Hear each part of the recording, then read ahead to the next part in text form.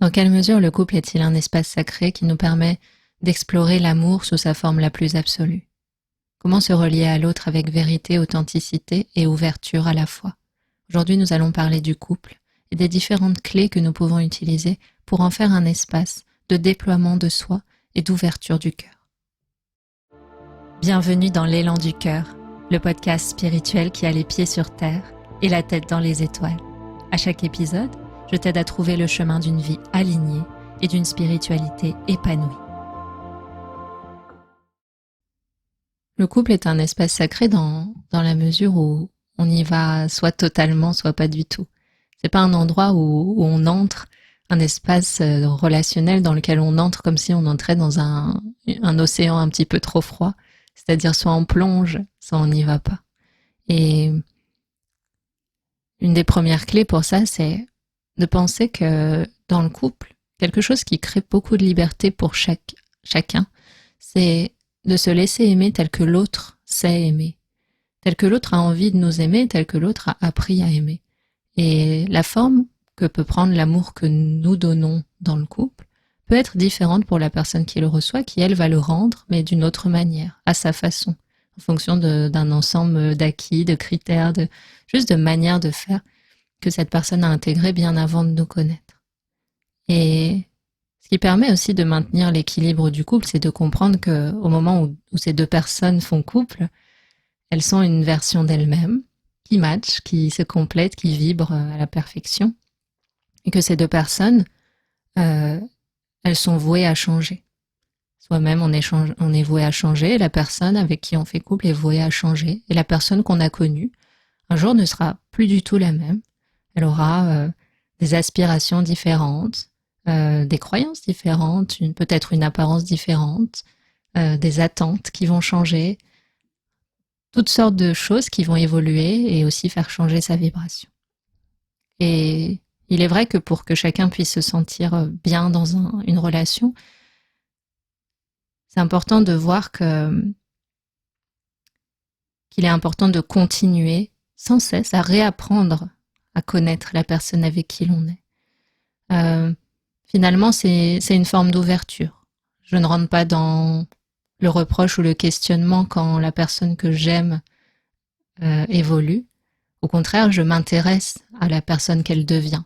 Et là, il y a quelque chose de frais, de pétillant qui apparaît parce que à travers cette personne qu'elle devient, moi aussi, qu'est-ce que je peux devenir face à ça? Et qu'est-ce que cette évolution en elle m'appelle à faire évoluer en moi? Et ce partenariat, c'est cet échange incessant entre l'un et l'autre, et regarder l'autre évoluer, regarder l'autre devenir ce qu'il a envie d'être et ce qui lui semble juste d'être au présent, c'est quelque chose de très beau quand il y a de l'amour. Donc il s'agit vraiment de se laisser croître l'un et l'autre, et d'apprécier ça et de soutenir cela. Et dans les moments où il peut y avoir des frictions, des questionnements, des doutes, c'est se demander, ok, comme dans n'importe quelle autre relation sociale, même si celle-ci est un petit peu plus spéciale, on va dire. Dans cette relation-là, quel miroir m'est tendu? Quand je ressens de la crispation face à une réaction, une phrase, un comportement, un changement, n'importe quelle chose qui s'installe dans le couple, quel miroir m'est tendu?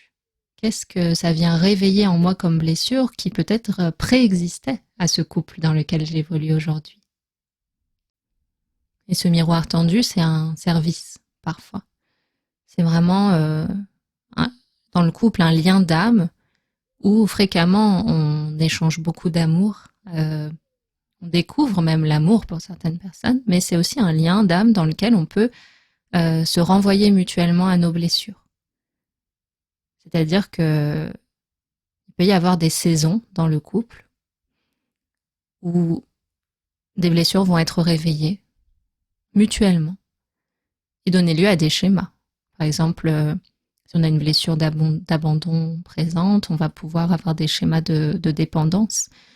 Et la personne en face, elle, aura un enjeu d'autonomie, de liberté, de poser ses limites. Et là, on va chacun, l'un et l'autre, avoir à passer un cap. Il peut y avoir une blessure de trahison, on va avoir des schémas de méfiance ou de communication biaisée, des blessures de rejet, donc peut-être de l'hyperdépendance, une trop grande adaptabilité qui va mener à l'étouffement pour l'un ou l'autre, et donc on va devoir remettre en question à la fois les schémas intérieurs de chacun, mais les fonctionnements que ça a instauré dans le couple.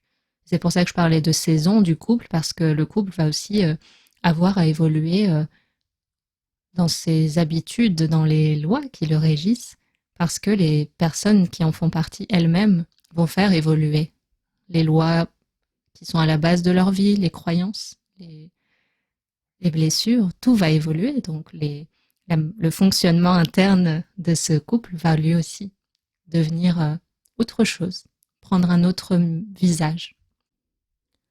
Et puis qu'on soit en couple ou dans la recherche d'amour, souvent on a très clair dans notre tête ce que l'autre doit nous donner, ce qu'on exige de l'autre.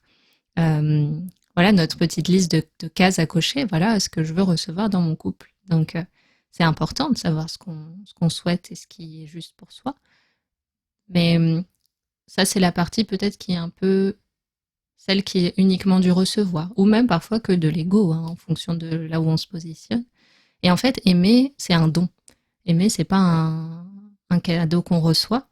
C'est la conséquence de donner de l'amour, c'est d'en recevoir. Mais aimer, c'est quelque chose qui se donne, qui se fait de l'intérieur vers l'extérieur, dans ce mouvement-là. Donc il est important aussi d'être clair sur ce que soit on a à offrir, à mettre sur la table, ce qu'on a à partager, ce qu'on a envie de partager avec l'autre. Parce que ça, c'est aussi, que ce soit sur le plan énergétique ou le plan de l'intention ou le plan du cœur, savoir dire, voici ce que moi j'ai envie d'offrir à la personne envers laquelle je m'engagerai, envers la personne, ce que j'ai envie de donner à la personne que je vais aimer. C'est hyper important. Dans quel don j'ai envie de me placer et avoir conscience de ça et faire ressentir voilà ce que je vais t'offrir. Et je sais que je recevrai de l'amour en retour, mais moi j'ai envie d'aimer. J'ai envie d'aimer, donc de t'aimer, de te donner ce que je suis et de découvrir ce que tu es. Et que cet échange entre donner et recevoir entre nous soit équilibré. Et en parlant d'équilibre, bah, ça pousse un peu à être responsable de soi aussi. À savoir qu'on est responsable de notre propre bonheur et qu'une relation transactionnelle, elle va peut-être fonctionner au début, mais au bout d'un moment, les réserves de l'un ou de l'autre vont se vider. Et l'un des deux va se retrouver démuni dans ses besoins de se remplir et se remplir toujours plus et de ne pas être autonome dans le fait de se sentir déjà rempli d'amour, rempli de confiance, rempli de toutes les choses qu'on peut chercher à l'extérieur. Donc, il est vrai qu'un couple dans lequel chacun se responsabilise sur son propre bonheur et ne rend pas responsable l'autre de son bonheur, c'est-à-dire là tu ne m'as pas rendu heureux ou là tu m'as rendu heureux, c'est quelque chose qui peut être dangereux, voire lourd sur le long terme. Ça ne veut pas dire que l'amour partagé dans le couple ne contribue pas au bonheur, mais ça veut dire que le bonheur le plus fondamental d'une personne doit être retrouvé par cette personne, responsable d'elle-même et consciente des attentes qu'elle peut placer sur les épaules des autres qui en fait lui appartiennent dans sa propre vie intérieure. Et pour ça, pour laisser l'énergie circuler de manière harmonieuse dans cet espace sacré qu'est le couple, il y a bien sûr l'aspect qui ne fait pas de bruit, c'est-à-dire le lien physique, la proximité physique, les gestes qui ne disent rien mais qui montrent une forme d'attention envers l'autre. Mais il y a aussi beaucoup la communication, parce que même si les mots n'encapsulent pas toujours l'essence de ce qu'on veut dire, savoir parler à cœur ouvert, c'est montrer sa confiance à l'autre et pouvoir aussi exprimer ses besoins et sa vérité avant que ça ne prenne des proportions intérieures trop grandes. Et dans ces discussions-là, ce qui est le plus important, c'est de s'autoriser l'un et l'autre à laisser l'ego à l'extérieur. Parce qu'une discussion où l'ego est en train de parler à la place du cœur, en général, ça ne mène à rien de particulier. Pas de concession, pas de solution, rien de particulier, parce qu'en fait, cette discussion, elle vise pas à résoudre un problème, elle vise à ce que l'un des deux puisse gagner le match et avoir raison à la fin. Et j'ai lu une citation très belle, je crois issue du soufisme, qui expliquait voilà pourquoi on crie quand on est en en conflit avec quelqu'un alors que cette personne, elle est juste à côté de nous. Et en fait, c'est pas, on crie pas parce que cette personne est trop loin et qu'elle nous entendrait pas si on ne criait pas, mais on crie parce que nos cœurs se sont éloignés l'un de l'autre. Et donc, il y a aussi ça dans la manière de se parler. Quand on arrive à parler doucement, c'est que nos cœurs sont proches l'un de l'autre. Et je trouvais ça très beau. Et voilà, c'est en fait pouvoir s'autoriser et même sentir, en fait, déjà de manière instinctive, savoir qu'avec cette personne, dans ce couple, on n'aura pas besoin de demander la permission pour parler de nos insécurités, de nos besoins. Savoir même que ça sera accueilli et que l'autre est en capacité de ne pas juger ce qu'on va exprimer. Et tout ça, c'est un espace de où on arrive nu, où on arrive tel qu'on est. Et c'est vrai que pouvoir former un couple dans lequel on sent cette autorisation à être ce qu'on est sans, sans en trembler, sans en avoir peur, sans s'en excuser, c'est fondamental pour le bien-être d'un être humain. Quand on entreprend ce type de discussion, voilà, pour échanger, pour partager des points de vue, pour trouver des solutions, pour mettre au centre de la table un besoin ou quelque chose qui a besoin d'être réajusté, c'est important de se poser dans notre intention. C'est-à-dire, est-ce que là, je suis en train d'initier cette discussion depuis un point d'ego ou de colère, où je vais essayer du coup juste de faire valoir mon point de vue, mais finalement sans vraiment écouter l'autre? Ou est-ce que, au contraire, je suis pas là pour imposer quelque chose, je sens que là, mon intention, elle est que l'un et l'autre, on puisse s'écouter et communiquer vraiment ensemble sur quelque chose qui nous concerne tous les deux pour que tous les deux, on puisse se sentir bien. Et c'est vrai que cette intention, quand elle est trouvée, derrière l'échange peut être beau et puis porteur de belles choses. Et puis, il s'agit aussi d'échanger, et pas forcément que quand un problème se présente, on peut échanger sur les choses qu'on a aimées, on peut mettre en avant un moment qu'on a apprécié ou une façon de faire qui a évolué et qu'on trouve positive pour l'un et pour l'autre. On peut parler de nouvelles aspirations qu'on a, on peut parler de quelque chose de nouveau qu'on a envie de partager en couple alors qu'avant on le faisait seul ou pas du tout. Voilà, c'est se mettre à jour en fait. Tout comme on se met à jour en tant qu'individu, eh bien mettre à jour l'espace dans lequel on partage tout ce qu'on est, c'est-à-dire le couple. Donc c'est vraiment voilà, créer un espace où chacun se sent bien, où il y a plus d'ouverture d'esprit que d'intransigeance, plus de donner que d'exiger en fait.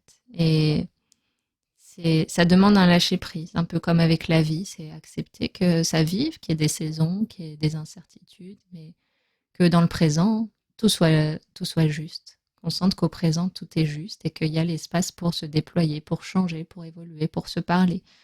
Un espace où on se sent libre, où on a envie de danser. Ça passe par la sincérité, ça passe par le fait de nourrir, parce qu'un espace sacré, un espace, ça se nourrit, ça s'entretient, on a besoin d'y être confortable, il faut en prendre soin. Et ça passe par la présence. Mais c'est une présence qui n'est pas être là côte à côte, c'est je suis vraiment présent à toi ou je suis vraiment présente à toi et je te le montre. Ça peut être un regard, c'est dans l'énergie en fait, c'est dans les choses les plus subtiles. Un regard, se dire vraiment bonjour quand on se retrouve, un geste, un contact, passer un moment privilégié, la présence avec un grand P, c'est-à-dire je suis là. Je suis là pour toi et je suis là présent à notre couple, je suis là présent ou présente à ce qu'on a construit ensemble et à ce qu'on continue de construire et de faire vivre et de nourrir tous les deux ensemble. Et puis tout à l'heure, je parlais de laisser l'autre nous aimer tel qu'il veut nous aimer. Et en fait, il existe 5 langages amoureux. On a tous un langage dominant qui nous parle. D'ailleurs, le langage qu'on veut recevoir et celui qu'on donne, il peut être différent. Donc ces 5 langages amoureux, c'est du temps de qualité, passer du temps de qualité. C'est dire ses sentiments, les exprimer avec des mots, en deuxième. En troisième, c'est le contact physique, cette proximité-là physique. En quatrième, c'est rendre des services. Et en cinquième, c'est offrir des choses. Et en général, on n'a pas les mêmes langages amoureux. On donne pas forcément ceux qu'on aimerait recevoir. Voilà, c'est des choses qui peuvent être différentes de l'un à l'autre. Et il s'agit voilà, d'accepter tout ce qui est donné. Et puis, soi-même aussi de faire évoluer ce qu'on a envie de donner. On peut être quelqu'un qui fonctionne beaucoup au début au matériel ou au fait de donner des cadeaux et puis qui, avec le temps, va plutôt privilégier d'organiser des moments de qualité et de créer des souvenirs ensemble. Et ça aussi, c'est des choses qui peuvent changer en fonction des saisons du couple, de l'âge, des attentes, des priorités. Et c'est quelque chose de très beau et de spontané et, et qui fait du bien parce que ça nourrit l'énergie qu'on se donne l'un à l'autre. Et dans cette idée de saison, eh bien, il y a aussi, on disait tout à l'heure, on va devoir continuer à apprendre qui est la personne avec qui on est parce qu'elle ne fait qu'évoluer elle aussi. Et on a besoin de continuer à découvrir ce qu'elle devient et à aimer ça et puis à voir quelle opportunité d'évolution ça nous donne. Mais il y a aussi soi-même s'autoriser à montrer qui on devient. C'est extrêmement important parce que vu qu'on change jour après jour, ce qu'on devient, continuer à l'offrir pleinement, sans s'en cacher, sans avoir peur que ça ne soit pas aimé. Et laisser les habitudes du couple se transformer selon cela pour y être confortable, bien installé. Ne pas s'attacher à un mode d'amour qui appartient à deux êtres qui n'existent plus et qu'on n'est plus. Peut-être que le fonctionnement du couple, il y a 5 ans, c'est celui de deux personnes qui se sont aimées et qui s'aiment toujours, mais qui ne sont plus les mêmes. Et ces deux personnes, se dire, voilà, ces deux personnes qu'on a été, elles n'existent plus.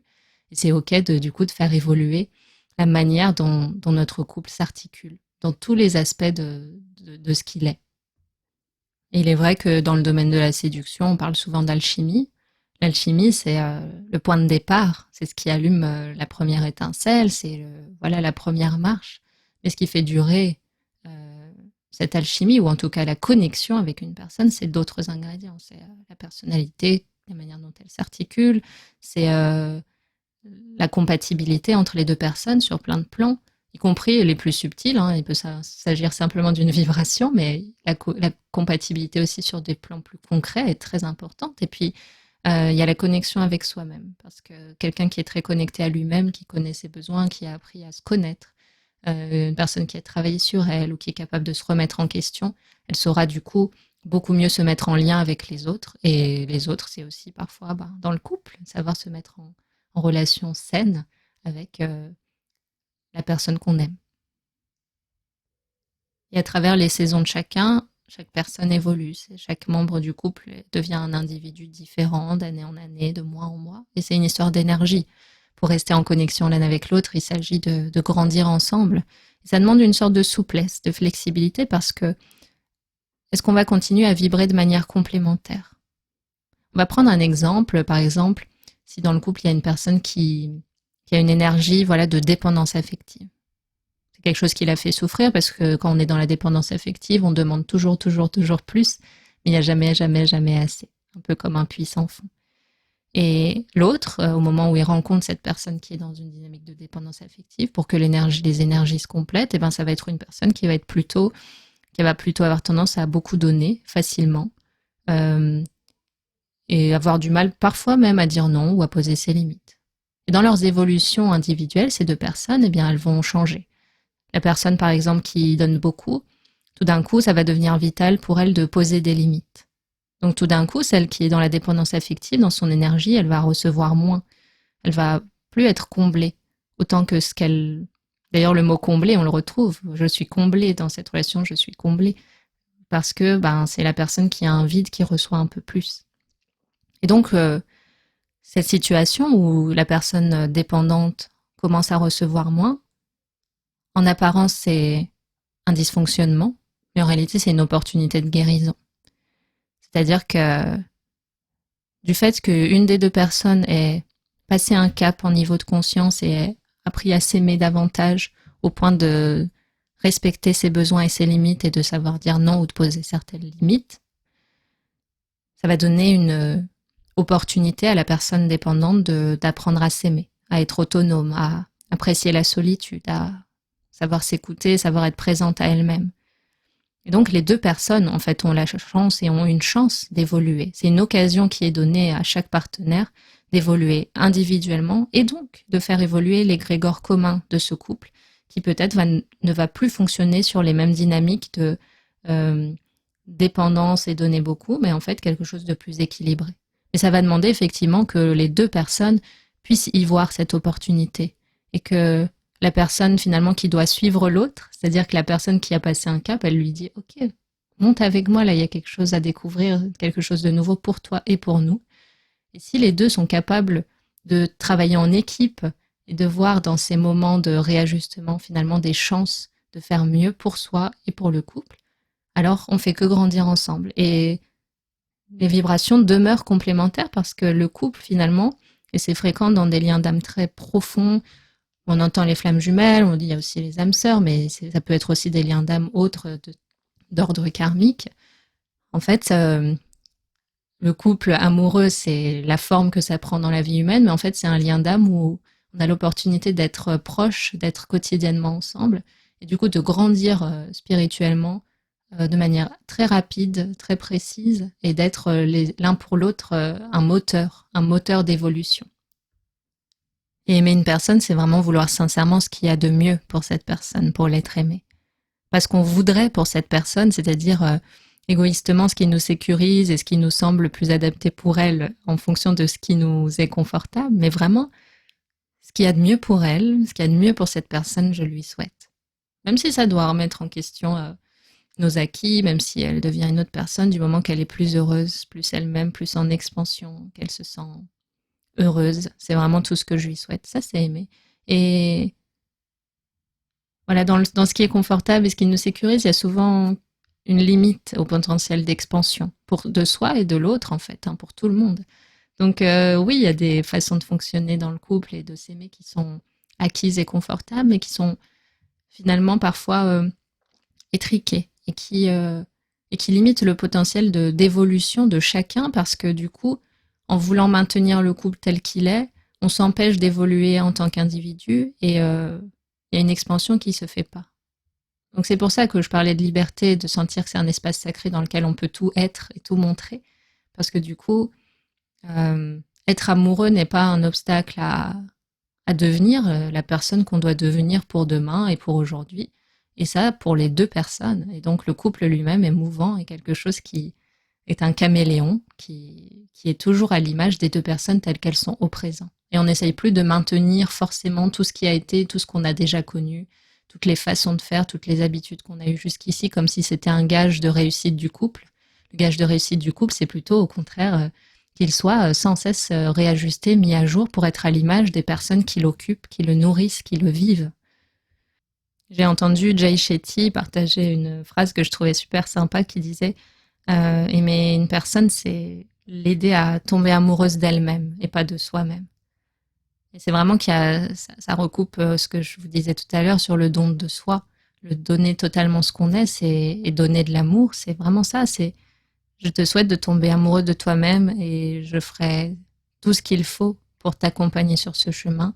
Bien sûr que tu m'aimes, mais si tu t'aimes, je sais que tu seras une source d'amour, ça c'est sûr, mais ce que je veux, c'est ton bonheur. Ça, c'est l'amour sous sa forme la plus haute parce qu'il est quasiment désintéressé.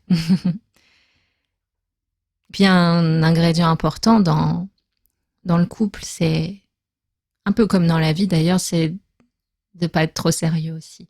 C'est vrai que le facteur du rire, de s'amuser, de savoir qu'on est une équipe pour tout, qu'il y a du dynamisme, que ça bouge, qu'on est là l'un pour l'autre et que quoi qu'il arrive, on sera toujours une équipe parce que c'est le pacte qu'on a tous les deux.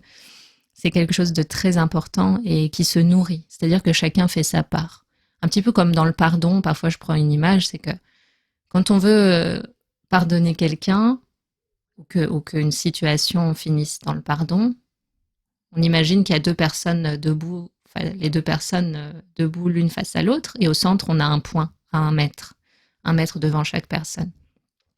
Quand moi, je vais vouloir pardonner, ou dans notre cas, vouloir aimer l'autre et tout lui donner, je vais faire ma part. Je vais faire le chemin à parcourir entre ma place et ce point de rencontre qui est notre espace commun.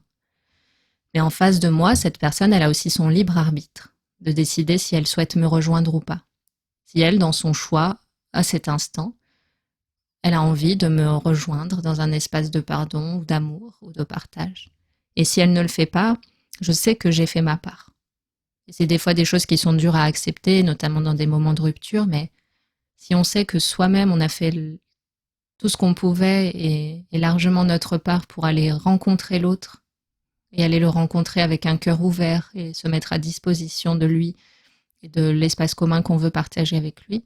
S'il décide de ne pas le faire pour tout un tas de raisons qui lui appartiennent, qui peuvent être issues de blessures, de peurs ou simplement d'une déconnexion vibratoire en fait qui s'est faite entre les deux personnes, eh bien c'est sa liberté de choix. Ça ne veut pas dire que c'est simple à accepter, mais ça fait partie de sa liberté de choix. Et certains contrats d'âme se finissent parce qu'ils doivent se finir. Et puis certains contrats d'âme durent toute une vie parce que c'est comme ça que c'est prévu et que c'est bénéfique à chaque personne.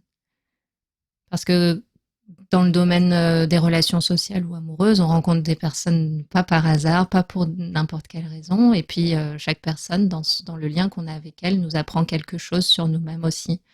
Parce qu'en fait, on dit souvent les autres, parce que c'est le concept qu'on a sur Terre, mais il n'y a pas vraiment d'autres. Chaque être autour de nous est un reflet de nous-mêmes, un reflet de notre esprit.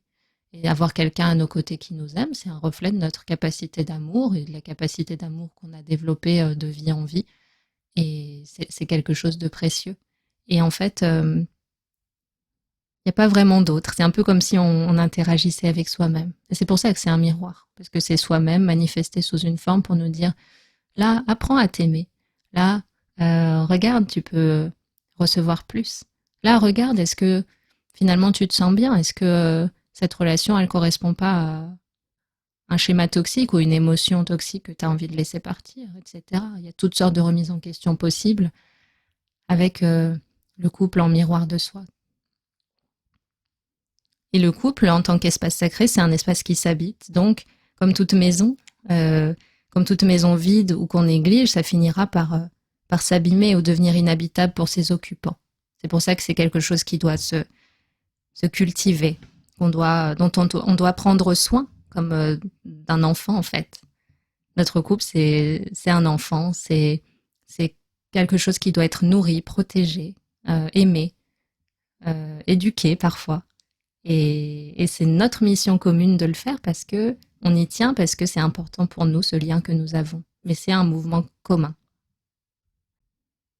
Donc, toute relation avec l'autre, c'est vraiment autoriser l'autre à être ce qu'il est, se réjouir de partager ce voyage commun et y voir tout ce que ça comporte de magnifique. Mais vraiment avec une ouverture et le respect de l'espace de l'autre, de sa liberté, de ce qu'il devient et des saisons intérieures qu'il habite et d'accueillir ça vraiment avec un cœur ouvert. Dans l'espace sacré du couple, c'est soi-même qu'on voit, mais ça va nous aider à éclore, à découvrir toutes les facettes du soi, à évoluer en conscience, découvrir toutes les facettes des qualités de l'amour que nous sommes. L'amour ne peut être que inconditionnel ou pas du tout. Et ça, en fait, le couple, c'est un espace privilégié pour l'apprendre. Quand il y a des conditions posées sur quelque chose, et encore plus l'amour, eh bien, ça le fait disparaître parce que ces conditions, elles peuvent changer. Et tout ce qui est mouvant, pas émouvant, mais mouvant, ne doit pas altérer l'amour, la capacité d'amour. Parce que l'amour, c'est la chose la plus stable qui soit en nous, c'est notre nature originale. Et pouvoir construire un couple dans lequel la nature d'amour est présente, c'est très beau. L'amour avec un grand A, c'est quelque chose qui vit et qui change et qui est en mutation perpétuelle, mais qui demeure inconditionnel. Et vivre le couple comme un espace sacré, c'est un apprentissage aussi spirituel, d'ouverture du cœur, d'acceptation de soi et de l'autre, de remise en question, d'humilité. Il y a toutes sortes de qualités de l'esprit qu'on peut trouver et apprendre en s'ouvrant à l'expérience du couple comme quelque chose, comme une expérience, comme un voyage qui n'est pas linéaire, mais qui est une superposition d'expériences merveilleuses à la découverte de soi, de l'autre et de toutes les ouvertures de cœur et de conscience qu'on peut s'autoriser à vivre si on veut bien le faire avec joie et humilité. Merci beaucoup pour votre présence pour cet épisode dédié au couple. J'espère que ça a ouvert des portes ou soulevé des questionnements ou des éclairages pour votre parcours personnel. Et puis, si c'est un sujet qui vous intéresse, n'hésitez pas à m'écrire, à me contacter pour échanger, à laisser des commentaires. C'est toujours un plaisir de vous lire et puis de pouvoir vous aider si c'est un besoin pour vous. Je vous dis à très bientôt pour un prochain épisode.